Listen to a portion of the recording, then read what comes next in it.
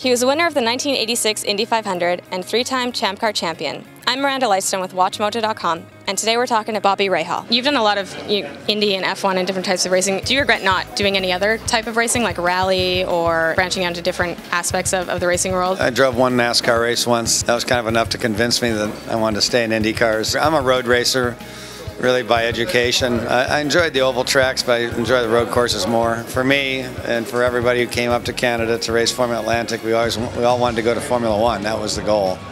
And some made it, some didn't. Some made it a little bit like me. I was successful in endurance racing, successful in Indy cars, successful in sports cars. I really can't ask for much more than that. And what's your opinion on kind of the way motorsport is going nowadays? There's so much money in certain parts of the sport that it really begins to lose its, I think, connection with the fans. And I don't care how big the TV numbers are or what have you, you have to have fans because that's your base. You know, those are the people you depend on. And you know, I think Formula One, it's gotten maybe a little bit better this year, although there's been a little bit more uncertainty to it. You know, for years you knew who was going to win before you even turned the TV on, and that doesn't, you know, that's not very exciting. You know, people want us, they want to be surprised. I like the idea this year where there's no refueling. Instead of just becoming a series of sprint races, it becomes a real race. But it still isn't to the point that it say was in the 80s and late 80s, what have you, when it was one set of tires and a big fuel. A guy like Prost really excelled because he was really smart and he understood how far he could push the car and still have a car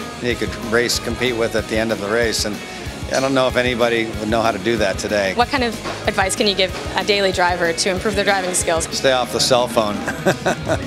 That'd be first thing. Cars are so much better today, but I think we rely on them a little too much, you know, for safety, and we think, oh, well, it has ABS or it has this or airbags, and so I can't get hurt or I can't, you know, the car's not going to slip in ice. Well, it is. You know, if you're going too fast, you're going too fast. What law do you wish existed that didn't exist on the road today? The speed limit. You would lower it? No, I'd raise it. To what, can we ask? I would love to see no speed limits on certain sections of the roads, you know. Yeah, and of course people would say, well, you know, that's fine if you're talented, if you got talent or the right car, but if you don't, it's dangerous. And maybe that's true. But if I had my perfect world, I'd have no speed limits.